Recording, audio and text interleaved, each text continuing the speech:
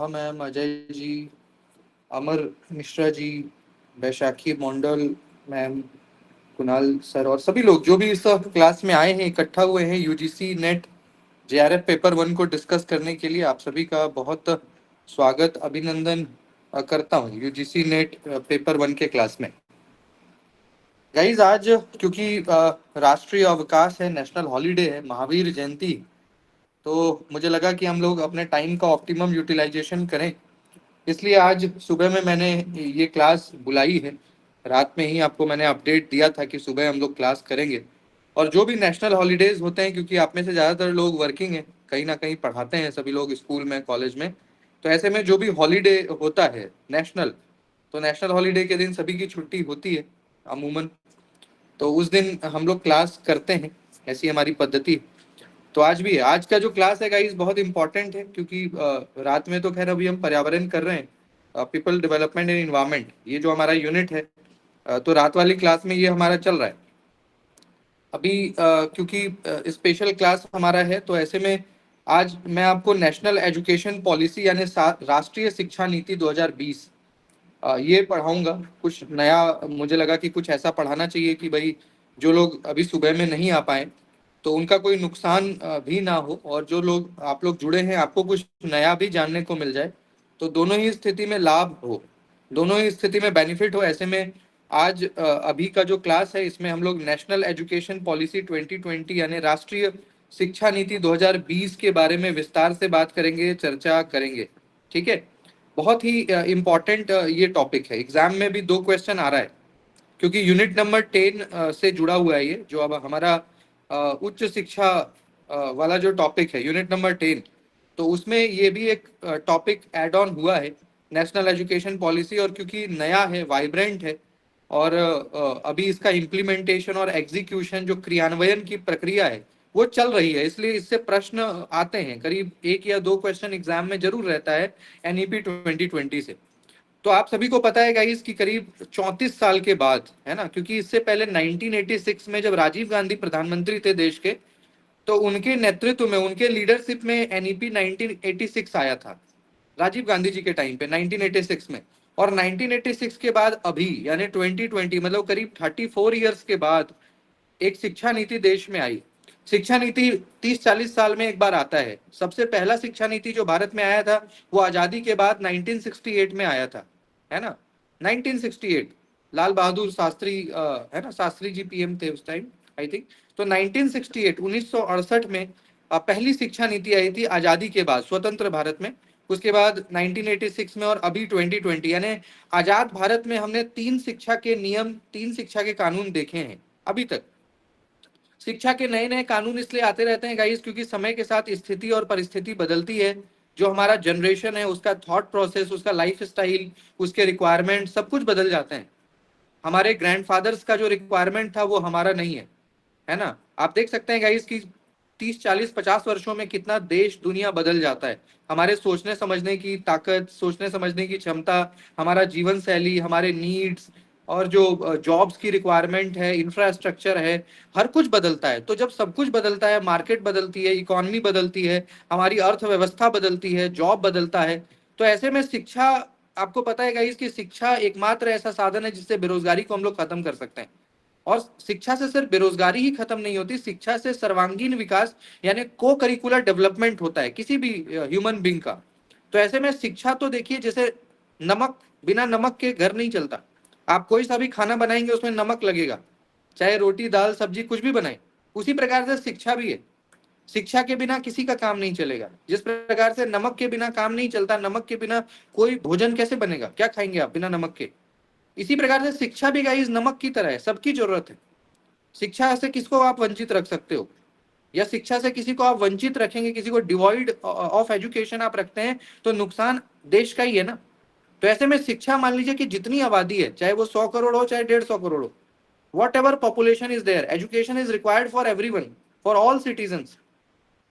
ऐसे में शिक्षा नीति 2020 को लाया गया, और 1986 में जो भी पॉलिसीज थी उसमें काफी सारे मॉडिफिकेशंस किए गए, बहुत सारी चीजों को खत्म कर दिया गया। आप देख रहे हो कि सिलेबस नया आया है, पैटर्न नया आया है ना, करिकुलम नया आया, तो बहुत तरह की चीजें। इसका सबसे मूल कारण ये था गाइस कि देश की जो आबादी है आप देख रहे हो कि विस्फोट हो रहा है। एक होता है देश की आबादी बढ़ना, एक होता है विस्फोट। विस्फोट में देखते हैं कई लोग, तो ये जो अभी देश की आबादी है ये ऐड होने की जगह मल्टीप्लाई हो रहा है पिछले 20 30 और 50 ईयर्स में। आप देख रहे हैं गाइस कि हम लोग 100 से 101 नहीं, 100 से 110, 110 से 135, 150, मतलब मल्टीप्लीकेशन हो रहा है। इंडिया का जो पॉपुलेशन है, आजादी के समय हम लोग मुश्किल से 30 35 करोड़ थी आबादी भारत की 1947 में, ऐसा डेटा बताता है 30 to 35 करोड़। आज के टाइम में वी आर लाइक 150 करोड़, तो गुना 4 गुना 5 हो चुके हैं, तो मल्टीप्लीकेशन है। अच्छा, इतने हमारे पास इंफ्रास्ट्रक्चर नहीं है, इतने हमारे पास रिसोर्सेस नहीं है कि सबको आप घर दे सको, सबको जमीन दे सको, सबको नौकरी दे सको, सबको रोटी कपड़ा मकान की व्यवस्था, ये संभव हमारे लिए नहीं है। तो ऐसे में एजुकेशन मैंडेटरी करना पड़ेगा, और एजुकेशन ऐसा करना पड़ेगा कि आत्मनिर्भर। आप देखते हैं कि मोदी जी कहते हैं आत्मनिर्भर भारत। क्यों कहते हैं? कि उनको भी पता है, उनको भी पता है कि वो सबको जॉब नहीं दे पाएंगे, सरकार सबको जॉब देने की स्थिति में नहीं है। आज मान लीजिए कि भारत की जो युवा आबादी है, मान लीजिए कि 150 सीआर में करीब 70 करोड़ लोग जो है युवा है, नौजवान है, ऐसे हैं जो 18 से 50 वर्ष के बीच के। जो हमारी 70 to 75 करोड़ पॉपुलेशन है भारत की, वो 18 से 50 वर्षों की है, माने जिसको नौकरी चाहिए, जिसपे मान लीजिए पूरा परिवार या पूरा घर रिलाय ऑन करता है। और भारत सरकार, पूरा राज्य भारत सब मिला करके 2 से 2.5 करोड़ नौकरी देने की स्थिति में रहती है। यानी सभी राज्यों को मिला दीजिए, भारत सरकार को मिला दीजिए, या उसके जितने भी उपक्रम है, तो 2 से 2.25 करोड़ नौकरी। और कितने लोगों को जॉब चाहिए? ऑलमोस्ट 75 करोड़। और सरकार के पास कितनी नौकरी है मैक्सिमम, मतलब मैं टोटल भारत की बात कर रहा हूँ, 2800 राज्य और 8 केंद्र शासित प्रदेश, 2 से 2.5 करोड़। तो बचा हुआ आप समझ सकते हो। ऐसे में सरकार को भी ये पता है कि जिस प्रकार से आबादी मल्टीप्लाई हो रहा है, अगर आप शिक्षा नीति में बदलाव नहीं करेंगे, अगर आप ऐसा एजुकेशन पॉलिसी नहीं लाएंगे जिससे जो हमारा जनरेशन है वो स्टार्टअप की बात करे, वो मेक इन इंडिया की बात करे, वो आत्मनिर्भरता की बात करे, वो सरकार पे मतलब उम्मीद ना टिकाए। जैसे हमारा जनरेशन है, हम लोग पढ़ने के बाद सरकार पे एक उम्मीद रहता है कि यार गवर्नमेंट जॉब हो जाए, गवर्नमेंट का कोई स्कीम का फायदा हो जाए, जेआरएफ हो जाए, कुछ ऐसा हो जाए कि सरकार से मतलब एक डिटर्मिनेंट सोर्स ऑफ इनकम हमारा जनरेट हो जाए, प्रत्येक महीना कुछ ना कुछ हमें मिले। तो हमारा जनरेशन, हम लोग तो चलिए डिपेंडेंट वाले में है, बट अब जो नया जनरेशन आ रहा है उसके लिए शिक्षा नीति ऐसी बनाई गई है कि वो सरकार पे इतना निर्भर ना रहे, वो डे वन से उसको कुछ ना कुछ स्किल आ जाए, उसके पास आइडिया आ जाए, वो खुद से कुछ इनोवेट कर ले, है ना। तो देश की जैसी स्थिति परिस्थिति होती है उस प्रकार से शिक्षा की नीति भी बनती है। और भी कई सारे उसके कारण है, बेरोजगारी बहुत है, तो बेरोजगारी को भी खत्म करना है, कई तरह के प्रॉब्लम्स हैं सिस्टम में, उसको भी। तो शिक्षा हम कह सकते हैं गाइस की एक पैनेसिया की तरह। जैसे होम्योपैथ में आप जाइएगा, तो होम्योपैथ में हर एक बीमारी का एक ही दवाई आपको देता है, मतलब दवाई अलग होता है लेकिन उसमें जो ड्रॉप होता है वो एक ही होता है, करीब करीब। तो उसी प्रकार से शिक्षा है, शिक्षा हर बीमारी का इलाज है। आपको कोई सा भी बीमारी है, देश की कोई सी भी बीमारी है, तो उसका इलाज क्या है? एजुकेशन। अगर आपका एजुकेशन होगा तो सारी बीमारी खुद ब खुद ठीक हो जाएगी। समय लगेगा, टाइम टेकिंग है, लेकिन सारी बीमारी का जो जड़ है, जो जो दवा है, जो पैनासिया है, वो आपका एजुकेशन है। इसलिए सरकार शिक्षा के को लेकर के बहुत सजग रहती है, इस पे पैसा भी इन्वेस्ट करती है। और कंपलसरी एजुकेशन आप देखते हो कि स्कूल लेवल पे, कॉलेज पे तो नहीं लेकिन स्कूल लेवल पे आपका अनिवार्य शिक्षा कहती है कि कंपलसरी एजुकेशन का, खास करके प्राइमरी जो हमारा 5 तक का है या 8 तक का है, तो 100% जो हमारा इनरोलमेंट है, सकल अनुपात दर है, तो उसको 100% ले जाने की बात सरकार करती है। कॉलेज में भी अब 50% तक इनरोलमेंट रेशियो करने की बात कही गई है 2035 तक। तो कई सारी योजनाएं हैं, उसके बारे में आज विस्तार से बात करेंगे, क्योंकि हम लोग सभी लोग शिक्षक हैं, सभी लोग एजुकेशन से जुड़े हुए लोग हैं, शिक्षा से जुड़े हुए लोग हैं। तो ये हमारे लिए एक कानून की तरह एक संविधान है, हमारा संविधान यही है, नेशनल एजुकेशन पॉलिसी। क्योंकि हम जो पढ़ेंगे पढ़ाएंगे या जो भी चीज हमारे नॉर्म्स फॉलो होंगे, वो सारे आने वाले 30 40 50 वर्षों तक इसी पे चलेगा। तो हम लोग यानी इस क्लास में जितने लोग बैठे हैं, हम सभी लोगों के लिए जो संविधान होगा, शिक्षा का संविधान, वो यही है, एनईपी। क्योंकि आने वाले 40 सालों तक अब वैसा कोई मॉडिफिकेशन आपको देखने को नहीं मिलेगा। अब 2020 में शिक्षा नीति आ गया, तो अगला जब आएगा 2050 के बाद ही आएगा। तब तक हम लोग रिटायरमेंट की स्थिति, अब काफी एज हो चुका होगा ना, 50 55 तक। तो मैं आपके साथ गाइस पीडीएफ भी शेयर कर रहा हूं, ताकि आप सारी चीजों को बिंदुवार यानी पॉइंट वाइज समझें चीजों को।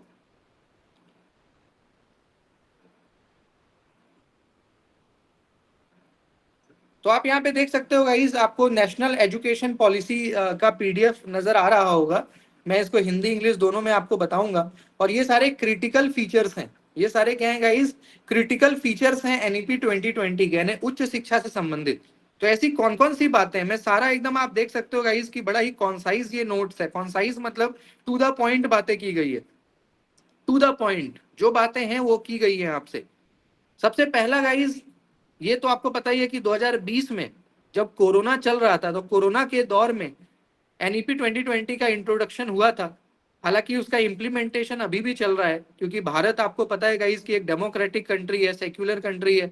और भारत में जो शिक्षा है ये कॉन्करेंट लिस्ट का हिस्सा है, यानी भारत में शिक्षा से संबंधित कोई भी कानून केंद्र सरकार थोप नहीं सकती है, थोप नहीं सकती है राज्यों पे। तो इसलिए गाइस भारत में ऐसा कभी आप नहीं देखेंगे कि केंद्र सरकार के कहने मात्र से जो है एजुकेशन में कोई बदलाव पूरे भारत में कश्मीर से कन्याकुमारी और कलकत्ता से अहमदाबाद आ जाएगा, ऐसा नहीं है। भारत में केंद्र के साथ साथ जो स्टेट के हमारे गवर्नमेंट है उसको भी सहमति देना पड़ेगा। तो अभी भी ऐसे कुछ स्टेट्स हैं जो लगातार ये बात कह रहे हैं कि भाई एनईपी 2020 में कुछ इंप्रूवमेंट या कुछ चेंजेस की रिक्वायरमेंट है, अगर वो चेंजेस आप करोगे तभी हम मानेंगे। खास करके जो साउथ इंडिया के स्टेट्स हैं, जैसे तेलंगाना है, आंध्र प्रदेश है, कुछ ऐसे स्टेट्स हैं जो एनईपी 2020 को लेकर के थोड़े अपसेट हैं, थोड़े सैड हैं। उनको लगता है कि इसमें कुछ और चेंजेस होने चाहिए, डायनेमिक चेंजेस, ये सुटेबल नहीं है। तो इसलिए गाइज इसका जो एग्जीक्यूशन है अभी चल रहा है, हालांकि 1-2 साल में अब कंप्लीट हो जाएगा। तो ये है। इसके साथ ही साथ गाइज मैं आपको एक और महत्वपूर्ण बात बता दूं कि एनईपी 2020 में जो रंगानाथन कमेटी था ना, जो इसके स्वामीनाथन, ठीक है, जिनकी चेयरमैनशिप में ये पूरा बना है, इसके अध्यक्ष थे। तो 2016 में गाइज ये कमेटी बनी थी, यानी 2016 में ये कमेटी बन चुकी थी। और इस कमेटी ने 2016 के करीब मई 2016 से इस पे काम करना शुरू कर दिया। और करीब साढ़े तीन साल यानी 2016 के मई से लेकर के और 2020 तक, है ना, करीब आप लगा लो 3.5 या 3.25 4 साल मान लो, इतना समय लगा इसको ड्राफ्टिंग करने में। यानी इसके हर दिन मीटिंग्स होते थे, डिस्कशन होता था। और सरकार ऐसा दावा करती है कि भारत का जितना गांव है, जितना कस्बा है, जितना प्रखंड है, ब्लॉक है, शहर है, नगर निगम है, माने भारत का जितना भी गांव है, भारत के जितने भी निगम या नगर पालिका जितने भी, हर एक जगह से गाइज ऐसा मतलब सजेशंस मांगे गए थे। ऐसा सरकार का कहना है कि हमने भारत के किसी भी जनता को छोड़ा नहीं, सबके रिप्रेजेंटेटिव से या ग्रामीण स्तर पे, स्कूल स्तर पे कोई ना कोई ऐसे कार्यक्रम कराए, लोगों से सलाह लिया, मशवरा लिया। और उसके बाद करीब 3.5 साल में ये नेशनल एजुकेशन पॉलिसी भारत के लोगों के द्वारा जो सुझाया गया, उसमें जो सटीक मालूम पड़ा, उसके आधार पे एनईपी 2020 को लाया गया, है ना। कि बहुत सारे लोगों से और कई सारे सेमिनार्स, आपको याद होगा, अगर आपको ध्यान होगा तो आपके कॉलेज में 2016-17 के दौर में काफी सारे ऐसे एनईपी 2020 पे काफी सारे डिस्कशंस, सेमिनार, कुछ ना कुछ हुआ होगा, एक बार जरूर हुआ होगा आपके कॉलेज में या यूनिवर्सिटी लेवल पे, कोई ना कोई कार्यक्रम हुआ होगा 2020 के पहले। तो गाइज इसके अगर हम फंडामेंटल प्रिंसिपल्स की बात करें कि आखिर इसमें है क्या, क्या मसाला है एनईपी 2020 में, तो सबसे पहला तो ये है गाइस कि इसमें ये कहा गया है कि भाई बच्चों के कैपेबिलिटी को पहचानना और उसको बढ़ावा देना। अभी तक क्या था गाइस कि हमारे समाज में, खास करके इंडियन सोसाइटी में, कहते थे ना, पढ़ोगे लिखोगे बनोगे नवाब और खेलोगे कूदोगे बनोगे खराब, है ना। तो ये करीब करीब पश्चिम से दक्षिण और उत्तर से पूरब तक करीब करीब यही मानसिकता भारत में थी। इसका मतलब गार्जियन और पेरेंट्स और हमारा जो भी था समाज, वो यही समझता था भाई पढ़ने से ही आप बेहतर होगे। अगर आप क्रिकेट खेल रहे हो, बैडमिंटन खेल रहे हो, वॉलीबॉल खेल रहे हो, गाना गा रहे हो, डांस कर रहे हो, पेंटिंग बना रहे हो, तो भैया आपका करियर क्या है, खत्म है, कुछ नहीं कर पाओगे जीवन में। और अगर आप पढ़ाई में अच्छे हो तो कुछ ना कुछ तो कर लोगे, कुछ नहीं तो कुछ छोटा मोटा जॉब तो मिल ही जाएगा। तो ऐसे में गाइस इस अवधारणा को तोड़ने के लिए एनईपी में ये कहा गया कि भाई स्टूडेंट की जो अपनी कैपेबिलिटी है उसको पहचानना। आज के टाइम पे गाइस हर चीज में स्कोप है, आप देख रहे हो ना। इवन अब तो मैं देख रहा हूं कि क्रिकेट में भी, पहले क्रिकेट में बस 11 खिलाड़ी खेलते थे और 4 आपका वाटरमैन लोग होता था, फील्ड वगैरह पे पानी वगैरह पहुंचा, तो 15 लोगों का टीम होता था क्रिकेट में, आज से 15 साल पहले तक। और आज के टाइम पे आप देख रहे हो इस क्रिकेट का क्या क्रेज है, मतलब गांव से भी मैं देख रहा हूँ क्रिकेटर बन रहे हैं, आईपीएल खेल रहे हैं, उनको भी 1-1 करोड़ में लोग खरीद रहे हैं। व्हाट आई मीन टू से गाइस कि आज के समय टाइम में कोई भी क्षेत्र ऐसा नहीं है जहां पे अपॉर्चुनिटी ना हो, बशर्ते आपको अपना डेडिकेशन देना पड़ेगा, अर्जुन की तरह, है ना। अर्जुन की तरह मतलब डेडिकेशन देना पड़ेगा, सीखना पड़ेगा, मेहनत करना पड़ेगा। तो कोई भी ऐसा फील्ड नहीं है गाइज जहां पे आप अपना करियर नहीं बना सकते। तो इसको पहचानने की आवश्यकता है और पेरेंट्स को भी ये समझना पड़ेगा। दूसरा गाइज ये कहा गया कि फाउंडेशनल लिटरेसी एंड न्यूमेरेसी, क्योंकि साक्षरता देखिए भारत का बहुत बड़ा चीज है, किसी भी देश का। और हमारे यहाँ पे तो इलिटरेसी बहुत थी ना, आजादी के समय तो मुश्किल से 18% साक्षरता दर था भारत का। 1947 में मुश्किल से 15 से 18% लोग साक्षर थे। और वो भी मैंने आपको बताया है कि भारत में साक्षर का परिभाषा क्या है। आपको अपना नाम लिखना आता है, सिग्नेचर करना आता है और रीडिंग थोड़ा बहुत पढ़ लेते हो तो आप भारत में लिटरेट हो। तो ऐसे में गाइस ये कहा गया कि अब कम से कम क्लास 3 तक कोई भी बच्चा क्लास 3 तक भी अगर पढ़े तो उसको फाउंडेशनल सारी चीजें सिखाओ। जैसे मैथमेटिक्स हो गया, बेसिक साइंस है, जो कैलकुलेशन है, तो बेसिक चीजें जो जिंदगी जीने के लिए जरूरी का चीज है ना, वो उसको सिखाओ। और यही कारण है गाइस कि क्लास 3 तक तो अब कोई परीक्षा भी नहीं है। आपको ये पता होना चाहिए कि क्लास 3 तक तो अब कोई एग्जाम भी नहीं होगा, यानी कोई रिटर्न एग्जाम का प्रेशर बच्चों के ऊपर है ही नहीं, कोई प्रेशर नहीं है। क्लास 3 तक बस एक्टिविटी करो, खेलो कूदो, है ना, सीखो। ठीक है, लर्निंग बाय डूइंग वाला कॉन्सेप्ट लागू है। और 3 क्लास के बाद आपका 4-5 से एग्जाम वगैरह यानी रिटर्न जो एग्जाम होता था वो स्टार्ट होगा। यानी क्लास 3 तक आपको बस activity based, learning by doing, learn with fun, इस कॉन्सेप्ट पे होगा। तो ये अच्छी बात है। तीसरा ये कहा गया इसकी फ्लेक्सिबिलिटी। फ्लेक्सिबिलिटी किस चीज में? प्रोग्राम्स में। हम लोग जब पढ़ते थे गाइस तो चलो हमारे टाइम भी वैसे थोड़ी फ्लेक्सिबिलिटी आ गई थी, बट अब पहले क्या होता था, पहले गाइस आपके पास फ्लेक्सिबिलिटी नहीं थी। यानी आप बहुत सारे सब्जेक्ट्स को चूज नहीं कर सकते थे। जो मैथ्स पढ़ रहा है तो उसको मैथ्स ही पढ़ना पड़ेगा, जो फिजिक्स पढ़ रहा है उसको भैया फिजिक्स ही पढ़ना पड़ेगा, जो केमिस्ट्री पढ़ रहा है उसको केमिस्ट्री ही पढ़ना पड़ेगा, जो संस्कृत, माने फ्लेक्सिबिलिटी नहीं थी। ये नहीं था कि आप एक साथ 2-3 सब्जेक्ट पढ़ लो। तो इससे क्या होता था गाइस कि बच्चों पे अच्छा, दूसरी बात ये कि साइंस पढ़ने का प्रेशर। हमारे यहाँ ये भी तो है ना कि सब्जेक्ट को लेकर के भी बड़ा स्टीरियोटिपिकल माइंडसेट है। जब आप 10th पास करते हैं तो सारा पेरेंट यही चाहता है कि मेरा बच्चा साइंस पढ़े।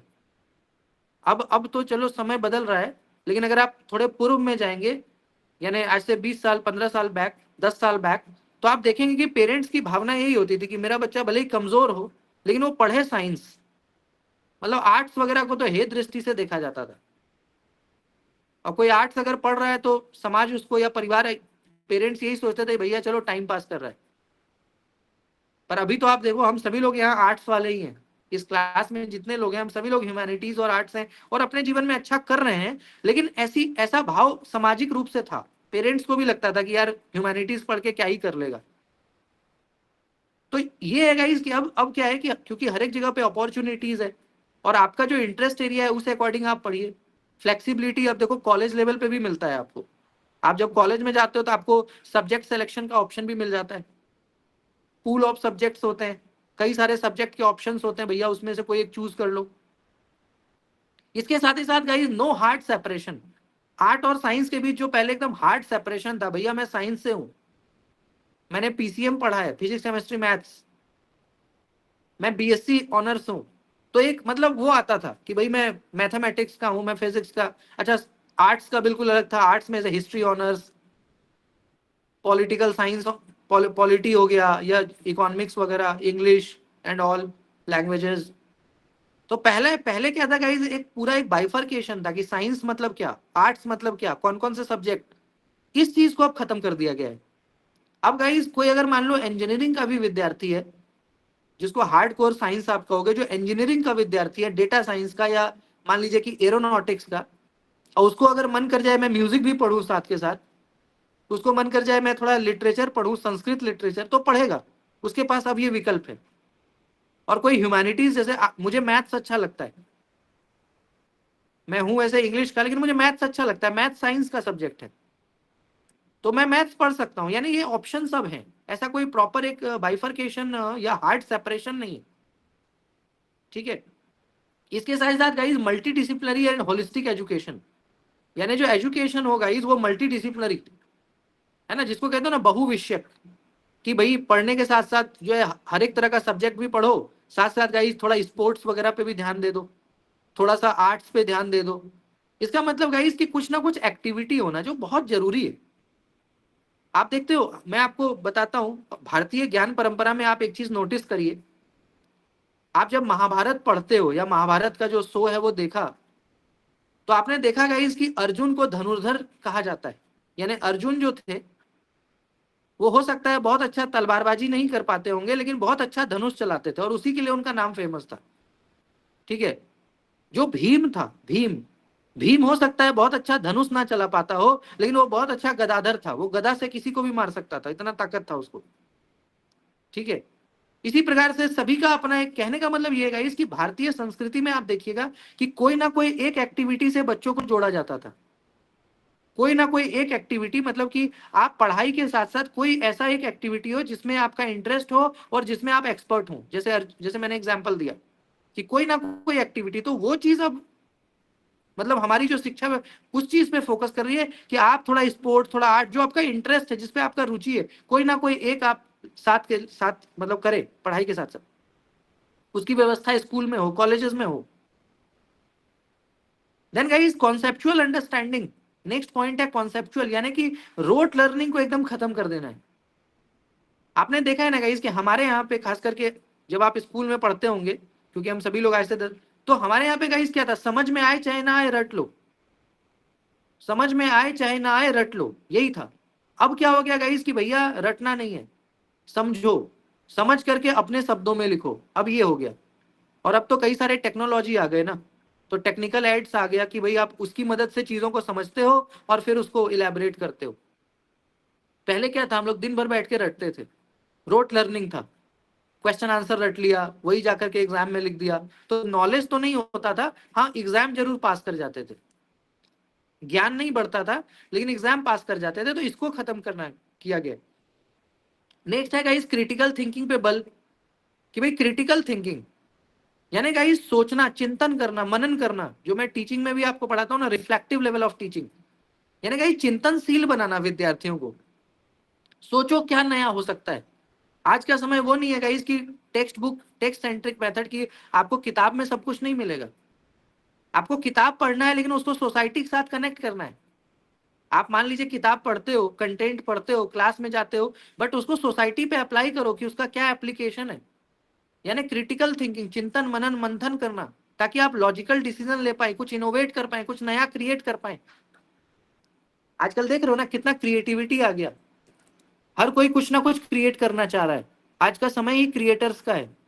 अब तो एक जॉब भी आ गया क्रिएटर, तो क्रिएटर्स हो गए कई लोग, अपने अपने तरीके से, कोई कंटेंट बना रहा है, कोई टेक्नोलॉजी बेस्ड कुछ बना रहा है, कोई एप्लीकेशन बना रहा है, सब कोई कुछ ना कुछ क्रिएट कर रहा है। और अगर आप भी कुछ क्रिएट करोगे तो आपके पास भी बहुत अपॉर्चुनिटी आएगा, जॉब की आपको जरूरत ही नहीं पड़ेगी। ऐसे ही लोग आपको अप्रिशिएट करेंगे, पैसा देंगे, मतलब क्रिएट अगर कुछ करते हो वैल्यूएबल, जो समाज के काम का हो। इसके बाद गाइस कहा गया कि भाई एथिक्स एंड कॉन्स्टिट्यूशनल वैल्यूज, ये भी बहुत जरूरी है गाइस कि आप देश को अपना समझें और देश की जो संपत्ति है ना। ऐसा कई बार होता है ना, हमारे मन में ये भाव आ जाता है कि भाई हमारा जो अपना है बस हम उसकी चिंता करेंगे, बाकी जो सरकारी है उसका क्या। ये देख, तो मैंने देखा है भारत में ये मानसिकता रही है, भारत में मतलब भारत के हम लोगों में ये मानसिकता रही है कि किसी भी पब्लिक प्लेस पे जाके थूक दिए, जहां लिखा हुआ है यहाँ पेशाब ना करे वहीं पे जाके टॉयलेट कर दिए। और भारत के दीवारों पे तो आपको ये बहुत अच्छे से दिखता भी होगा, आपने कई जगह पे देखा होगा कि जहां पे ये लिखा होता है कि यहाँ पेशाब ना करें, तो नौ को काट देता है जाकर के, मतलब नौ को मिटा देगा और वहां लिख देगा कहीं पे कूड़ा फेंक देना, कचरा फेंक देना, सरकारी संपत्ति का सम्मान ना करना पब्लिक प्लेसेस पे, और भी जो हमारे संविधान में नियम कानून है, तो उसके प्रति सम्मान। तो वो भी कहीं ना कहीं कैसे आएगा, शिक्षा के माध्यम से ही आएगा ना। अब मैं आपको पढ़ाऊंगा, मैं आपके अंदर वो भाव जगाऊंगा, आपके अंदर वो फीलिंग्स, इमोशन बताऊंगा, उसके वैल्यूज को बताऊंगा, तो ऑटोमेटिकली आपको लगेगा कि नहीं यार, ये देश है तभी हम हैं। देश पहले तो देश है, फिर देश के अंदर जो संसाधन है, और उस संसाधन को हम और आप प्रयोग कर रहे हैं, तो हमारा घर चल रहा है, हमारी जिंदगी चल रही है, तो संसाधन का सम्मान करना है। नेक्स्ट है गाइस मल्टीलिंगुअलिज्म। ठीक है। अभी क्या था गाइस कि एक सूत्री भाषा चल रहा था, तो इसको ट्राइलिंगुअल किया गया है। यानी क्या है गाइस कि आप कितना लैंग्वेज सीख सकते हो। तो सरकार ये भी चाहती है कि भाई लैंग्वेज का बड़ा महत्व है। अब मान लीजिएगा इसकी इस क्लास में कोई उड़िया है, यानी उड़ीसा से है, और मैं उनसे उड़िया में बात करूं तो एक अपनापन आ जाएगा, वो मेरे से अपना समझ के बात करने लग जाएंगे। कोई मान लीजिए कन्नड़ है, कर्नाटका से है, अब मैं कन्नड़ बोल लूं, कहने का मतलब यह है इसकी लैंग्वेज क्या है, लैंग्वेज ही तो कनेक्ट करता है ना। आप मुझे क्यों सुन रहे हो, क्योंकि मैं उस भाषा में आपको बोल रहा हूं जिस भाषा के आप सबको समझ है। मैं अभी क्लास में अगर स्पेनिश भाषा में पढ़ाऊंगा नहीं, आप लोग कोई यहाँ नहीं टिकोगे, टिकोगे नहीं मतलब आपको मन समझ ही नहीं आएगा मैं क्या बोल रहा हूँ। तो ऐसे में लैंग्वेज का बड़ा महत्व है। लैंग्वेज से क्या है ना कि आप सोसाइटी से कैसे कनेक्ट करते हो। इंग्लिश क्यों हमें पढ़ाया जाता है कंपल्सरीली, क्योंकि इंग्लिश एक ऐसी भाषा है गाइस जो मैक्सिमम लोग, not only in India but across the globe, मतलब विश्व का दूसरा सबसे ज्यादा बोला जाने वाला भाषा है इंग्लिश। आप बता सकते हैं कि विश्व का सबसे ज्यादा पहला मतलब फर्स्ट मोस्ट स्पोकन लैंग्वेज कौन सा है, एनीबडी? इंग्लिश तो दूसरा है, सेकेंड मोस्ट स्पोकन लैंग्वेज है, फर्स्ट कौन है? So Mandarin from China. Chinese, हाँ चाइनीज। तो चाइनीज सबसे ज्यादा बोला जाने वाला भाषा है। दूसरे नंबर पे आपका जो है इंग्लिश आता है। तीसरे पे हिंदुस्तानी आता है, हिंदुस्तानी में हिंदी और उसके मिक्स्ड वो है, तो दूसरे नंबर पे। लेकिन फिर भी क्योंकि इंग्लिश का बड़ा महत्व है और इंग्लिश अगर आपको आता है बोलना या लिखना तो आप ग्लोबली कनेक्ट कर सकते हो, लोग आपको समझ पाएंगे।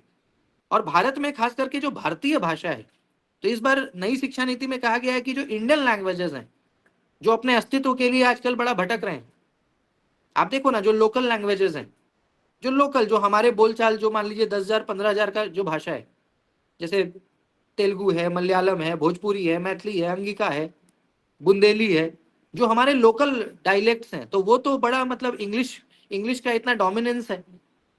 या हिंदी बोलते हैं कई लोग, तो ये छोटे छोटे भाषा अपने आइडेंटिटी के लिए मतलब क्वेश्चन मार्क लग जाता है। तो ऐसे में इस बार ये भी किया गया कि यहाँ का जो लोकल लैंग्वेज है उसको भी प्रमोट किया जाना है। इवन प्राइमरी क्लासेस तक तो मैंडेटरी कर दिया है, क्लास 5 तक तो आप अपनी मातृभाषा में ही पढ़ेंगे, ऐसी बात तक है कि क्लास 5 तक तो आप अपनी मातृभाषा में ही पढ़ोगे। इसके साथ ही साथ guys life skills, next point ये कहा गया है एनईपी में कि लाइफ स्किल्स, जैसे मान लीजिए कम्युनिकेशन स्किल हो गया, कोऑपरेशन है, टीम वर्क है, रेजिलियंस, इन चीजों को भी अब आपको ट्रेनिंग के तौर पे पढ़ाया जाएगा। जैसे कुछ एथिकल वैल्यूज है, मोरल वैल्यूज है, या सॉफ्ट स्किल्स है, पर्सनालिटी डेवलपमेंट है। पर्सनालिटी डेवलपमेंट में आपका कम्युनिकेशन बहुत जरूरी होता है, कोऑपरेशन जरूरी होता है, टीम वर्क कैसे करना है। अकेले कुछ नहीं कर सकते आप, मैंने लास्ट क्लास में भी आपको बोला था कि अकेले कोई कुछ नहीं कर सकता। आज आज मान लीजिए कि देश में या विश्व में जितने भी लोग आप देख रहे हो कि सक्सेसफुल है, उन सभी के पास अपनी टीम है। चाहे वो कोई बहुत बड़ा कॉर्पोरेट हो, चाहे कोई बहुत बड़ा ब्यूरोक्रेट हो, चाहे पॉलिटिशियन हो, सबके पास अपनी टीम है और वो टीम उसके लिए काम करती है, वो ग्रो करता है, पूरा टीम ग्रो करता है। तो ये इसका भाव, ये फील हमारे मन में आएगा ना कि हम मिल के कुछ क्रिएट करें, मिल के कुछ करें, तो वो फिर आगे काम आता है। तो ये सिखाना। इसके साथ साथ गाइस रेगुलर असेसमेंट, जिसको आप फॉर्मेटिव असेसमेंट भी कहते हो, तो उसको ये करना है ना। क्योंकि रेगुलर असेसमेंट से क्या होता है गाइस कि डेली बेस पे पता लगता है टीचर्स को भी कि भाई क्या दिक्कत है। डेली बेस पे मुझे पता लग रहा है कि आपको कहाँ दिक्कत आ रही है, आपको कहाँ पे कंफ्यूजन है, आपको कहाँ पे डाउट है। तो डेली बेस पे मूल्यांकन, ये एक फायदेमंद होता है। ठीक है। एक्सटेंसिव यूज ऑफ टेक्नोलॉजी, आज के समय में गाइस सरकार और हमारी व्यवस्था भी ये मानती है कि टेक्नोलॉजी हमें यूज करना चाहिए मैक्सिमम, खास करके जो दिव्यांग स्टूडेंट्स हैं, जो मान लीजिए कि स्पेशली एबल्ड है ना, जो स्पेशली एबल्ड हमारा छात्र है उसके लिए तो देखिए मैंडेटरी है, क्योंकि जो दिव्यांग बच्चा है वो तो दिखता नहीं है या मान लीजिए शरीर से किसी प्रकार से अपंग, तो ऐसे में टेक्नोलॉजी की मदद से वो भी पढ़ सकता है, वो भी पढ़ता है। और टेक्नोलॉजी से लैंग्वेज बैरियर भी खत्म होता है। अब तो आप देख रहे हो कि गाइज इतने सारे एप्लीकेशंस आ गए कि कोई अगर चाइनीज में बोलेगा ना तो वो ट्रांसलेट होके आपको हिंदी इंग्लिश जिसमें चाहिएगा उसमें मिल जाएगा। मतलब जो ट्रांसलेटर होता है, जो ट्रांसलेट का ऑप्शन होता है, उसमें कोई किसी भाषा में आपको लिख के देगा, ट्रांसलेट कर लीजिए, तुरंत हिंदी इंग्लिश जिसमें चाहिएगा उसमें मिल जाएगा। तो टेक्नोलॉजी ने बहुत आसान बनाया है पठन पाठन की प्रक्रिया को, जो लर्निंग और हमारा टीचिंग का प्रोसेस है उसको बहुत आसान और सहज बना दिया है। इसके साथ ही गाइस नेक्स्ट में कहता है डाइवर्सिटी के लिए रिस्पेक्ट, है ना, यानी जो हमारा डाइवर्सिटी है, जो देश की विविधता है, उसके लिए एक रिस्पेक्ट, चाहे वो करिकुलम के कॉन्टेक्स्ट में हो, पेडागोजी हो, पॉलिसी हो, ठीक है, तो उसको लेकर के एक सम्मान भाव। इसके साथ ही साथ guys, teachers and faculty as the heart of the learning process. तो टीचर्स के लिए खास करके जैसे रिक्रूटमेंट है, अच्छा भारत में आप देखते हैं गाइज कि हमेशा ये प्रश्न उठता है सरकार पे, व्यवस्था पे, कि हमारे यहाँ पे शिक्षकों की कमी, क्योंकि ऐसा कहा गया है 30:1 ये रेशियो कहा गया है कि 30 बच्चों पे एक शिक्षक होना चाहिए, है ना, 30:1 का रेशियो कहा गया है ना। तो अब क्या है गाइस कि आप देख रहे हैं कि कई सारे राज्य, अभी बिहार में आप देखिए, आप में से कई लोग यहाँ पे बिहार में टीचर हैं, गवर्नमेंट अभी बने हैं कई लोग, मुझे लगता है 2 लाख से ज्यादा बहाली हुई है पिछले 4 साल में। तो सरकार ने गाइस अब ये भी किया है कि भाई टीचर्स और स्टूडेंट का जो हमारा जो रेशियो है, जो अनुपात है, वो बिल्कुल ठीक हो, 30:1 जो वाला जो है वो ठीक हो। तो इसको लेकर के कॉलेजेस में भी रिक्रूटमेंट चल रही है, स्कूल्स लेवल पे भी सरकार कर रही है कि भाई इसकी दिक्कत ना हो, क्योंकि ये गाइस देखो 30:1 का जो रेशियो है इसको मेंटेन करना है। अब मान लीजिए कि अब मैंने आपको बोला कि शिक्षा नमक की तरह है, जिस प्रकार से देश का 150 करोड़ आबादी नमक खाता है, उसी प्रकार से 150 करोड़ को शिक्षा भी चाहिए। तो शिक्षा चाहिए तो शिक्षक के बिना शिक्षा होगा क्या? मैं नहीं रहूंगा तो आपको कौन पढ़ाएगा? आप नहीं रहिएगा तो आपके स्टूडेंट को कौन पढ़ाएगा? तो टीचर तो देखिए बिल्कुल हर्ट है, बिना इसके, जैसे बिना हर्ट के जिंदगी चलती है क्या? हर्ट फेल होता है, देखते हो, हर्ट फेल हुआ आदमी मर गया। तो भैया हर्ट हर्ट कौन है? टीचर्स हैं, फैकल्टी हैं। अगर हर्ट ही खत्म हो जाएगा तो सब कुछ कोलैप्स हो जाएगा ना। तो इसलिए गाइस शिक्षकों की जो रिक्रूटमेंट है, उनका कंटिन्यूअस डेवलपमेंट है, पॉजिटिव वर्किंग एनवायरनमेंट है, सर्विस कंडीशन, उसको भी बेहतर करना। क्योंकि देखो मान लीजिए जो टीचर है अब वो पढ़ा रहा है, अब आपकी सैलरी, मान लीजिए आप पूरा दिन भर स्कूल में पढ़ाते हो, बच्चों को समय देते हो, और आपकी तनख्वाह है 10,000 रुपये महीना। आप घर जाते हो तो अपना खर्च भी आपका नहीं पूरा हो रहा है, तो कहाँ से आपको पढ़ने में मन लगेगा? तो ये गवर्नमेंट को इस चीज की चिंता करना कि ये सैलरी रिवाइज हो, जो सर्विस कंडीशंस हैं वो प्रॉपर हो। क्योंकि जब आप खुश रहोगे, जब आपके पास अपने खर्च और सारी चीजों की व्यवस्था, तो आप क्या है और मन से पढ़ाओगे, क्योंकि आपको पता है कि मेरा परिवार सुरक्षित है, मेरे जॉब करने से मेरा परिवार सुरक्षित है। तो आप खुल के और पूरे तन मन धन से अपना जो है दोगे, तो ऐसे में सर्विस कंडीशंस भी प्रॉपर होंगे, ऐसा सरकार कह रही है। इसके साथ साथ प्रोफेशनल डेवलपमेंट के अब देखते हो ना, इतने सारे कोर्सेस होने लग गए। पहले तो गाइस इतना कोर्स होता भी नहीं था। आप में से जितने भी लोग स्कूल में पढ़ाते हैं, तो आप लोग 1 महीना में एक आध छोटा मोटा ट्रेनिंग में तो पक्का जाते होंगे। निश्चित रूप से 1 महीने 2 महीने में कोई ना कोई सरकार छोटा मोटा सर्टिफिकेट कोर्स ट्रेनिंग कराता ही कराता है। इससे क्या होता है गाइस, शिक्षकों का भी मतलब सतत विकास हो, ये मेन इसका लक्ष्य है कि टीचर्स भी कुछ ना कुछ सीखते रहें। ठीक है, इसके साथ ही साथ guys integrity, transparency, resource efficiency, ये सब भी जरूरी है। यानी रेगुलेटरी फ्रेमवर्क, जो हमारा फ्रेमवर्क है वो बढ़िया हो, ताकि जो हमारी इंटीग्रिटी है, हमारी जो ट्रांसपेरेंसी है, हमारा जो रिसोर्स है, वो मतलब कम ना पड़े, है ना, सभी को मतलब शिक्षा मिले। और रिसर्च की दृष्टि में अगर हम बात करें कि आउटस्टैंडिंग रिसर्च, क्योंकि अब इंडिया देखो, रिसर्च बहुत मतलब बड़ा महत्वपूर्ण होता है। भारत एक जमाने में पूरे विश्व में भारत प्रसिद्ध था, विश्व गुरु के कहा जाता था। तो उसका मेन रीजन यही था ना, रिसर्च। तो हमारे यहाँ पे ये पद्धति गाइस बहुत पहले से रही है। हमारे यहाँ पे गाइस मतलब भोगवादिता पे ज्यादा लोग फोकस नहीं करते थे। मैं आज भी गाइस ऐसे कई लोगों को जानता हूँ जिसके पास 2 वक्त का इंतजाम नहीं है रोटी का, लेकिन अगर आप उनके साथ बैठ जाइएगा ना, तो आप उठ नहीं पाएंगे, इतना नॉलेज है। ऐसे कई लोगों को, आप लोग भी गांव वगैरह में रहते हैं या गांव में जाएंगे, तो ऐसे आपको कई लोग मिलेंगे जिनके पास 2 वक्त का ठिकाना नहीं है, यानी उनके पास पैसा नहीं है, लेकिन उनके पास नॉलेज इतना है कि अगर आप बैठ गए उनके पास तो पूरा ब्रह्मांड का ज्ञान आपके सामने रख देंगे, इतना उन्होंने पढ़ा है और इतना वो पढ़ते हैं। तो हमारे यहाँ पे गाइस क्या हुआ ना, अब ना इतना सुपरफिशियलिटी आ गया। अब ना हम लोग इतने भोग विलासिता में चले गए कि भाई अब शो ऑफ, पैसा, बहुत तरह की चीजें मायने रखती है अब हमारे लिए। पर गाइस पहले के टाइम पे भारत में क्या होता था कि भाई हमारे लिए पैसा जो है ना वो सेकेंडरी होता था। हमारे लिए जो पैसा होता था वो क्या होता था? सेकेंडरी होता था। ठीक है, और इसमें बेसिकली क्या होता था कि भाई शिक्षा, ज्ञान, ये हमारे लिए जरूरी होता था। इसके साथ ही साथ गाइस नेक्स्ट ये है कि a rootedness and pride in India.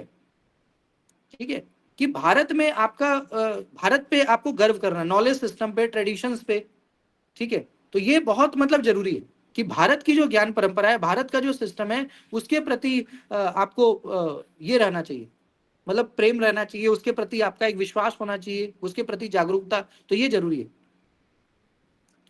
इसके साथ साथ guys public education system, investment, क्योंकि आखिरकार ये बहुत जरूरी होता है कि इन्वेस्टमेंट, अगर पैसा होगा तभी ना आप इंफ्रास्ट्रक्चर बनाइएगा, तभी ना स्कूल बनाएंगे, तभी ना आप कॉलेज बनाओगे।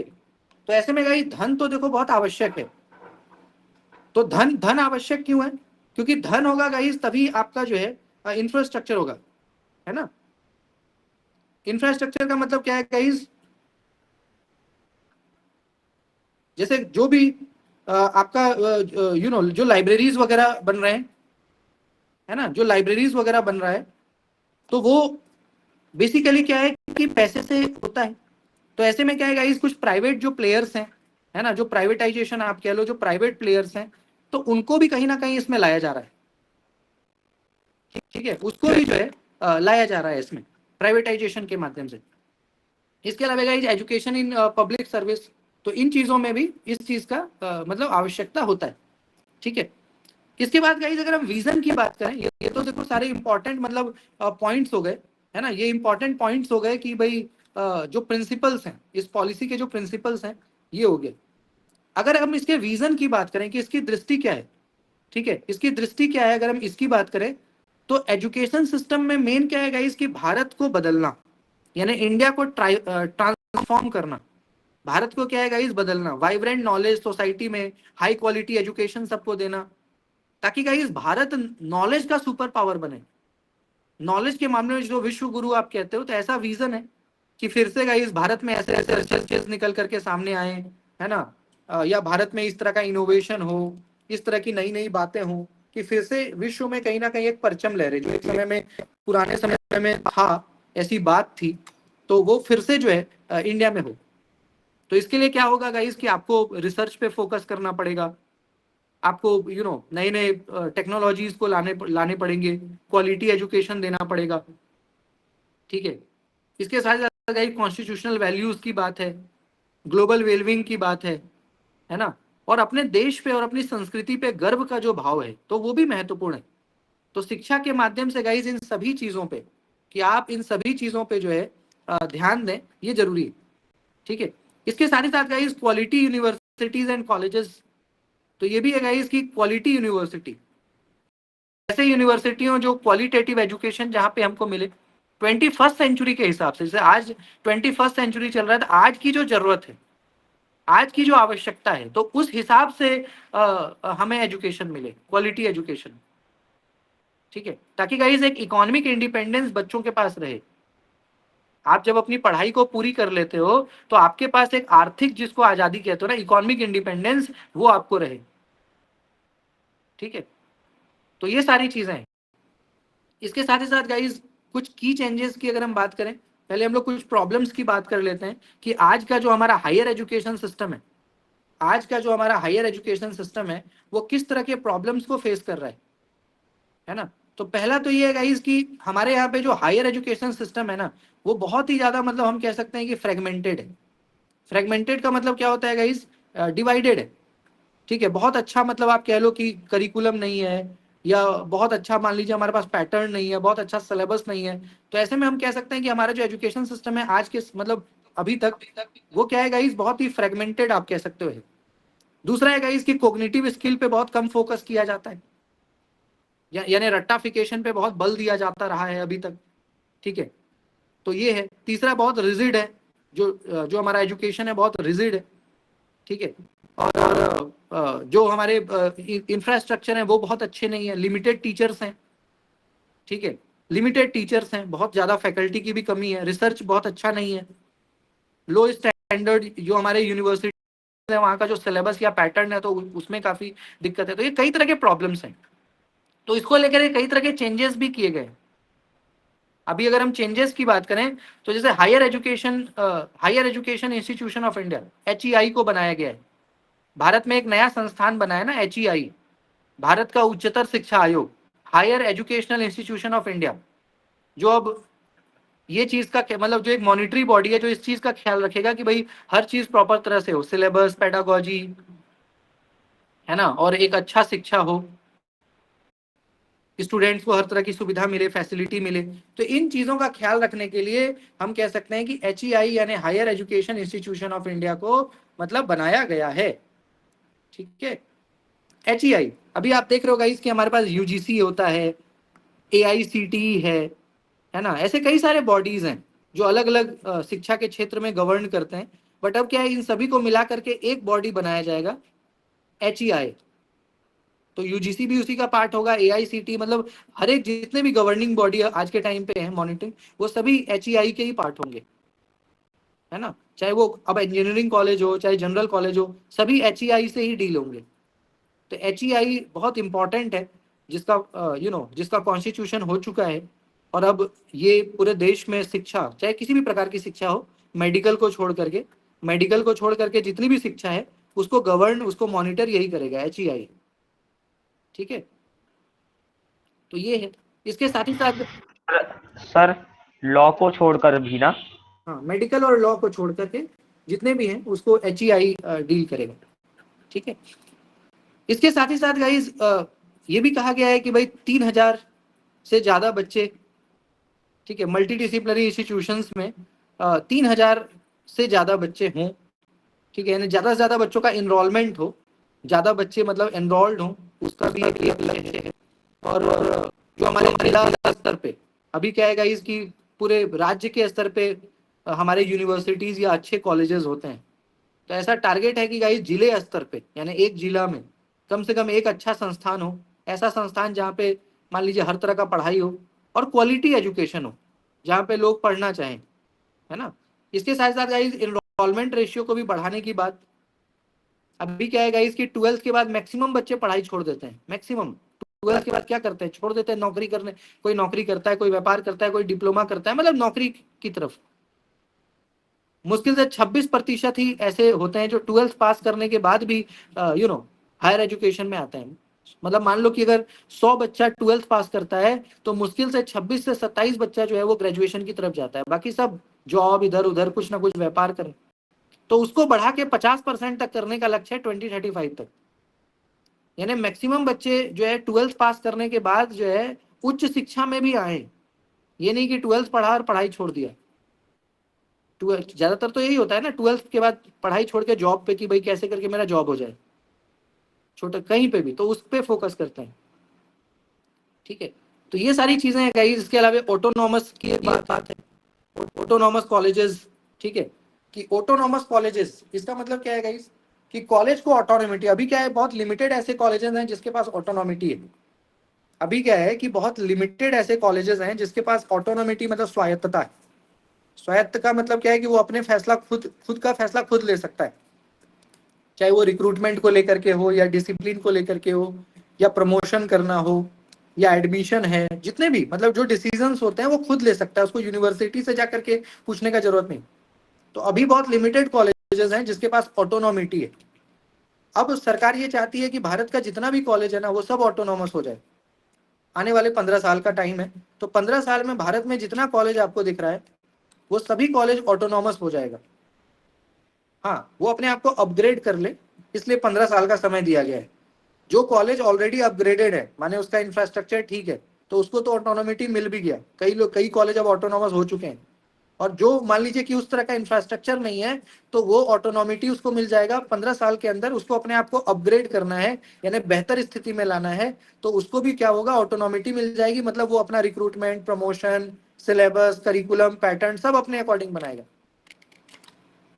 तो ये चीज, हालांकि ऑटोनॉमिटी ये सुनने में अच्छा लग रहा है, बट इसके कई सारे नेगेटिव पॉइंट्स भी हैं। पहले मुझे लगता था कि ऑटोनॉमिटी अच्छी चीज होती है, हालांकि अच्छी चीज होती है, इसमें कोई दुमत नहीं है। क्योंकि ऑटोनॉमिटी होने से क्या होता है कि कॉलेज खुद से डिसाइड कर सकता है कि बच्चों को क्या पढ़ाना है, फर्स्ट सेमेस्टर में कौन सी किताबें पढ़ानी है, क्या सिलेबस होगा, क्या करिकुलम। ये कॉलेज कॉलेज मतलब प्रिंसिपल और प्रोफेसर आपस में मीटिंग, BOS एक बनता है, बोर्ड ऑफ स्टडीज, उसमें कई सारे फैकल्टीज होते हैं, वो लोग डिसाइड करते हैं। तो इस दृष्टि से अच्छा है। लेकिन आज जैसे महावीर जयंती है, मैं एक एग्जांपल आपको देता हूँ। आज महावीर जयंती पे नेशनल हॉलीडे है, पर जो संस्था ऑटोनॉमस हो जाएगा ना, उसका अगर मन कर गया कि महावीर जयंती पे भी मेरे कॉलेज के टीचर्स या प्रोफेसर आने चाहिए, और वो फरमान जारी करेगा, तो आपको जाना पड़ेगा। ऑटोनॉमस कॉलेज पे किसी सरकार का कोई ऐसा रोक नहीं होता। मान लीजिए कि ईद है, बकरीद है, या क्रिसमस है, या मान लीजिए होली है, कोई सा भी जो नेशनल हॉलीडे की मैं बात कर रहा हूँ, जो राष्ट्रीय अवकाश है, या कोई ऐसे स्टेट हॉलीडेज हैं, और ऑटोनॉमस कॉलेज में आप पढ़ाते हो, और उस कॉलेज का जो एडमिनिस्ट्रेशन है, जो मैनेजमेंट है, उसको लग गया कि नहीं भाई इस दिन भी कॉलेज चलनी चाहिए, तो चलनी चाहिए, तो कॉलेज चलेगा, उसको कोई बंद नहीं करा सकता। एक बात। दूसरी बात ये कि जब कॉलेज के पास क्या होता है ना कि बहुत ज्यादा ताकत आ जाती है, तो फिर डिपेंड करता है कि आपका मैनेजमेंट कैसा है, क्योंकि उसके पास पावर आ गया। अब यूनिवर्सिटी का उस पर कोई ऐसा कंट्रोल है नहीं, तो उसका जो मन करेगा वो करेगा। जो मन करेगा मतलब ये अगर शिक्षकों की दृष्टि से अच्छा नहीं। आज मान लीजिए कि कॉलेजेस वगैरह में क्या होता है कि वर्कलोड हमारा जैसे 15 से 16 घंटे का होता है। जब आप कॉलेज में पढ़ाएंगे तो 15 से 16 घंटा पूरे हफ्ते का वर्कलोड है, यानी एक हफ्ते में आपको 15 या 16 घंटा पढ़ाना है, एक हफ्ते में। ये वर्कलोड करीब करीब भारत के सभी कॉलेजेस यूनिवर्सिटीज में इतना ही होता है, 15 घंटे 16 घंटे असिस्टेंट प्रोफेसर को। बाकी अगर आप एसोसिएट या प्रोफेसर हैं तो उन लोगों का और कम है, 8 से 10 घंटे पूरे हफ्ते में, यानी एक दिन में एक क्लास। असिस्टेंट प्रोफेसर हैं तो 16 घंटे कम से कम, यानी दिन भर में 2 या 3 क्लास आपको लेना है। पर अगर ऑटोनॉमस हो जाएगा तो ऑटोनॉमस के बाद ये 15 घंटा हो सकता है 55 घंटा बन जाएगा। ये जो 15 घंटे का वर्कलोड है हो सकता है ये 55 आवर्स का बन जाए, और आप कुछ कर भी नहीं पाएंगे, क्योंकि जब कॉलेज की ऑटोनॉमिटी आएगी ना, तो वो फिर अपने अकॉर्डिंग डिसीजन लेगा। वो ये देखेगा कि भाई इसको 15 घंटा ही क्यों है, ये 55 घंटा क्यों नहीं है। तो हो सकता है that 15 become 55 and you will not be in that condition to question that decision। अब आपको लग रहा होगा कि सर इसमें क्या दिक्कत है, 15 घंटे ही क्यों, 55 घंटे क्यों नहीं। तो गाइस देखिए, कॉलेज में क्या होता है ना कि कॉलेज में क्या है कि आपको पढ़ना पड़ता है। जो कॉलेज में लेक्चर्स होते हैं ना, वो टेक्स्ट सेंट्रिक तो होते नहीं है। अगर आप दिन भर में 2 क्लास भी ले रहे हो ना, तो वो 2 क्लास बहुत फ्रूटफुल होना चाहिए। ऐसा होना चाहिए जो कंटेंट ओरिएंटेड हो, क्वालिटी ओरिएंटेड हो। तो उसके लिए पढ़ना पड़ता है, उसके लिए नोट्स बनाना पड़ता है, उसके लिए कई तरह का अध्ययन है, रिसर्च है। इसलिए यही कारण है कि कॉलेजेस में वर्कलोड कम होता है। अगर 15 घंटा आपका वर्कलोड है तो वो भी ज्यादा है या ठीक है। इसलिए ठीक है क्योंकि आपको उस चीज के लिए तैयारी करनी है। अब एक दिन में आपको मान लीजिए 2 क्लास लेना है, तो उस 2 क्लास की आपको तैयारी करनी पड़ेगी। आप जाकर के किताब, मतलब एक होता है ना जैसे स्कूल में होता है कि to the point text oriented, उस तरह से नहीं ना होगा कॉलेज में। तो कई तरह की बातें हैं। एनईपी 2020 में कुछ ऐसी चीजें हैं जिसको अगर आप क्रिटिकली देखोगे तो पाओगे कि उसमें दिक्कत है स्टूडेंट, क्योंकि ये स्टूडेंट सेंट्रिक है ना। तो स्टूडेंट के नाते आप अगर देखेंगे तो ठीक है, स्टूडेंट के नाते देखेंगे तो ठीक है क्योंकि स्टूडेंट सेंट्रिक है। लेकिन टीचर के नाते देखेंगे तो आप पाएंगे कि अभी जितनी फैसिलिटीज या अभी जितना एक सोफिस्टिकेशन है पढ़ने का, या बहुत तरह का फ्री टाइम आपको मिलता है, वो ऑटोनोमिटी के बाद मुझे नहीं लगता है, मेरे समझ से, कि ऑटोनोमिटी होने के बाद इतनी फ्लेक्सिबिलिटी मिलेगी। क्योंकि मैनेजमेंट फिर अपने अकॉर्डिंग चीजों को टाइट करना स्टार्ट करेगा। टाइट करना इट मीन्स कि 15 का जो 55 मैंने बोला वो धीरे धीरे हर एक फील्ड में होने लग जाएगा। क्योंकि अभी क्या है कि कॉलेज या विश्वविद्यालय सरकार या यूजीसी से डरता है। उसको पता है कि भाई मैं नॉर्म्स के खिलाफ जाके काम नहीं कर सकता, जो नॉर्म्स है उसके खिलाफ जाके काम करूंगा तो मेरे पे ताला लग सकता है। नैक है, एनबीए है, कई तरह के बोर्ड्स हैं। जैसे नैक है, national accreditation and assessment council, NBA है, नेशनल बोर्ड ऑफ एक्रीडिटेशन। तो इसकी नजर रहती है सभी कॉलेजेस पे। अगर कॉलेज का कंप्लेन चला गया ना, आज के टाइम पे इतना टाइट हो चुका है सिस्टम कि किसी कॉलेज का कंप्लेन अगर एनबीए के पास चला गया, नैक के पास चला गया ना, तो कॉलेज ब्लैक लिस्टेड हो जाता है, ब्लैक लिस्ट हो जाएगा, उसको कोई सुविधा नहीं मिलेगा 2-3 साल तक के लिए ब्लैक लिस्ट। तो इसलिए कॉलेज अभी तक क्या है कि जो ऑटोनॉमस कॉलेज नहीं है तो वो सरकार से, यूजीसी से, इस तरह के बॉडी से डरता है। उसको पता है कि मैं नियम को नहीं तोड़ सकता। तो इससे क्या है कि एक बैलेंस होता है, स्टूडेंट और टीचर, टीचर भी अपना जीवन जी पा रहा है, वर्क लाइफ बैलेंस है। बस जैसे ही चीजें ऑटोनॉमिटी में कन्वर्ट होगी तो वैसे में क्या है कि ये जो बॉडीज है इसका ताकत थोड़ा कम हो जाएगा, क्योंकि कॉलेज अपने आप में स्वायत्त हो जाएगा ना। तो ये कुछ क्रिटिकल बातें जो बहुत लोग नहीं समझ पा रहे हैं, जो अंदर में है उनको समझ में आ रहा है कि ये चेंजेस से कितना फायदा होगा और कितना नुकसान होगा। तो कई सारे ऐसे चेंजेस हैं जिससे अगर दूर दूर की दृष्टि से देखा जाए तो फायदा ही है, अच्छा ही है, सारे पॉजिटिव चीजें हैं। बट वही चीज है कि अभी जिस व्यवस्था में आप हैं वो व्यवस्था बहुत हद तक बदल जाएगा, या बदल रहा है, या बदला है, ठीक है। तो ये अभी जैसे जो नारायण मूर्ति है ना, नारायण मूर्ति है ना, किस चीज के फाउंडर है नारायण मूर्ति? जो भारत के क्या है, इन्फोसिस। तो भारत की सबसे बड़ी कंपनी है ना इन्फोसिस, भारत की क्या पूरे विश्व में वो टॉप 10 में आता है, इन्फोसिस भारत की कंपनी है।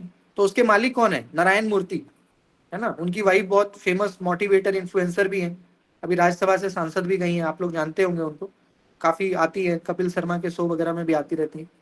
तो नारायण मूर्ति जी का अभी एक जो बयान आया था उसको लेकर के काफी कि भाई उन्होंने कहा कि 70 घंटे जो कॉर्पोरेट्स में काम होता है तो अभी तो कम का होता होगा, तो उन्होंने ये बयान दिया कि 70 आवर्स का वर्कलोड होना चाहिए कॉर्पोरेट्स में, जैसे जो लोग बड़े बड़े मल्टीनेशनल कंपनीज में काम करते हैं। तो नारायण मूर्ति जो कि भारत के सबसे बड़े उद्योगपति में से एक हैं, तो उनका ये कहना था कि एक हफ्ते में 70 घंटे का वर्कलोड, यानी दिन का कितना हुआ, 10 घंटे every day, Monday to Sunday.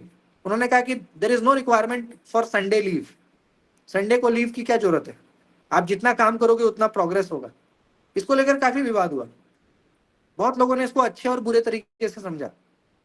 पर गाइस मेरा क्वेश्चन ये है कि जब इस तरह का कोई बयान देता है, अच्छा ये जो उद्योगपति है सरकार इनसे बड़े प्रभावित रहते हैं, क्योंकि ये लोग टैक्स बहुत देते हैं ना, ये लोग टैक्स बहुत देते हैं, हम आप उतना टैक्स नहीं दे पाएंगे, ये लोग करोड़ों करोड़ टैक्स देते हैं, तो इनकी बातों का प्रभाव सरकार पे बहुत होता है।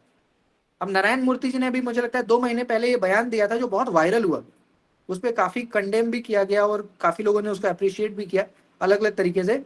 बट अगर 70 घंटे का वर्कलोड, आप समझ रहे हो, 70 घंटे काम करा लो, फिर सैलरी को भी गुना 70 करो ना। इंप्लॉय के बारे में कौन सोच रहा है? अगर इन्फोसिस में वो वहां का जो ओनर है वो ये कहता है कि 70 आवर का वर्कलोड, यानी संडे भी आपको 10 घंटा काम करना है, सैटरडे भी काम करना है, Monday there should be no holiday, तो ऐसे में गाइस आप सैलरी को भी जिसका 2 लाख है उसको करो ना 1 करोड़ कर दो। वो नहीं करेगा, या सरकार का ध्यान इस पे आकृष्ट नहीं करेगा, है ना। तो मैं इसको ऑटोनोमिटी से भी जोड़ रहा हूं कि अगर इस तरह का भाव, ऐसी चीजें कॉलेजेस में भी आती हैं या स्कूल्स में आता है, तो सरकार को या व्यवस्था को ये हो कि भाई आप काम बढ़ा रहे हो तो सैलरी को भी गुना 4 कर दीजिए, हर जगह बैलेंस करो ना। पर होता क्या है कि सैलरी आपकी वही रह जाती है, या सैलरी बढ़ती है थोड़ी, अब पता लगा वर्कलोड जो है 15 का 55 हो गया, है ना।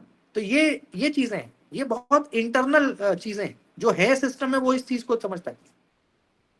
वर्कलोड बढ़ाने के साथ साथ आपको ये सारी चीजें, तो ये है ना।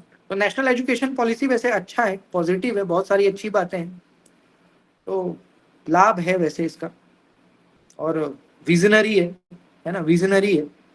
तो बहुत सारे अपॉर्चुनिटीज भी मिलेंगे रिसर्च के फील्ड में, जैसे हम सभी लोगों को तो बहुत, क्योंकि अभी देखो रिसर्च जो है ना बड़ा बैरन लैंड है, मैं आपको बता रहा हूँ, भारत में रिसर्च जो है ना बिल्कुल बैरन है। बैरन मतलब किसी को कुछ बहुत ज्यादा पता नहीं है इसके बारे में, और बहुत नया है, अभी लोग इसको लेकर के बहुत मतलब कंफ्यूज हैं कि रिसर्च क्या होता है, पीएचडी क्या होती है, करना क्या है, टॉपिक। इवन इस क्लास में भी जितने लोग बैठे हैं, हम में से मैक्सिमम लोग रिसर्च के बारे में बहुत कुछ नहीं जानते, मतलब थोड़ा बहुत जानते हैं, बस डेफिनेशन बेसिक्स, बाकी रिसर्च कैसे करना है। तो अच्छा सरकार ये चाहती है कि रिसर्च हो, पैसा भी इन्वेस्ट कर रही है, कई तरह की चीजें, तो ऐसे में रिसर्च का स्कोप अब बहुत है, रिसर्च का स्कोप बहुत है, लेकिन करने वाले लोग नहीं है, क्योंकि हमारे यहाँ उतनी अभी अवेयरनेस उस तरह का नहीं है, उस तरह का प्लेटफॉर्म नहीं अवेलेबल है। तो अभी धीरे धीरे ऐसे में गाइस जो हायर एजुकेशन में अपॉर्चुनिटीज बहुत आने वाली है, क्योंकि हायर एजुकेशन में भी लोग बहुत कम है ना, बहुत कम है, और जो नए लोग हैं उनको बहुत जानकारी नहीं है।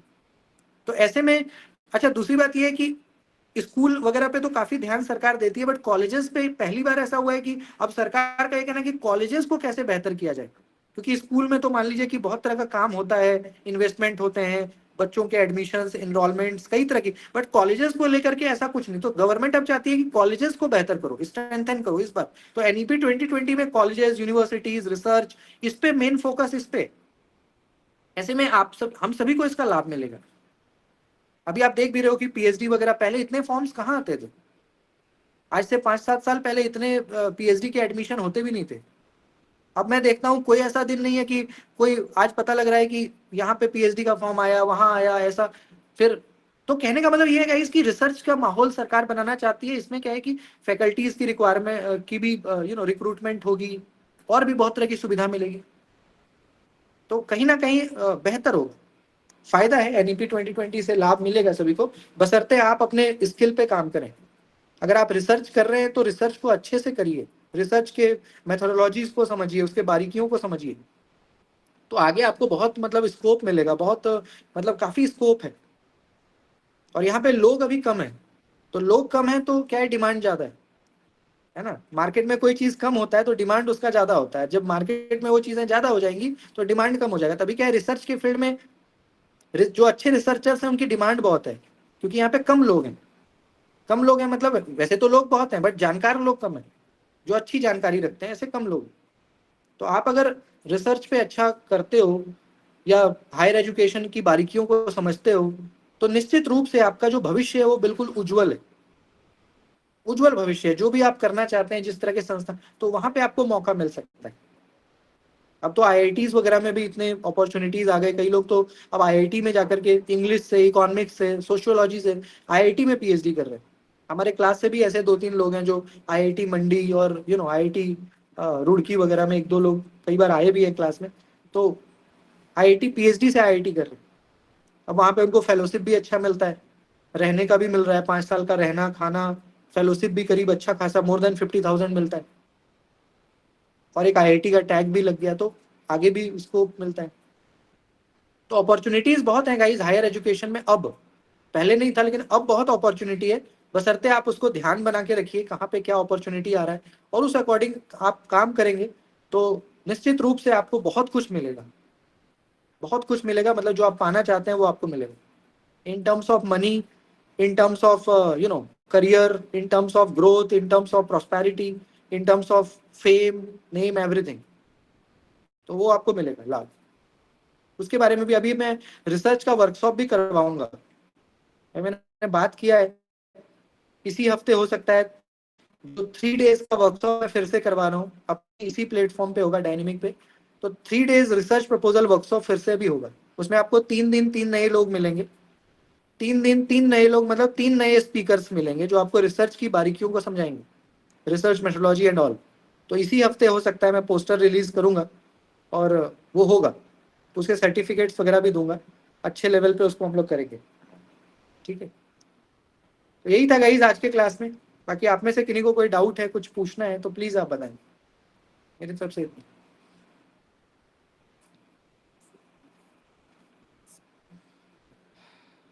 Is everything clear? सब चीज समझ में आ गया ना? जी सर। चलिए तो फिर हम लोग मिलेंगे रात में 9:30 पे, फिर मिलते हैं 9:30 पे मिलते हैं, फिर आगे की बात करेंगे, ठीक है। पर्यावरण कर रहे हैं ना, तो पर्यावरण अभी पढ़ेंगे आज फिर 9:30 पे। टिल द टाइम बी, ठीक, till the time bye happy and take care of yourself, ठीक, have a good day, bye.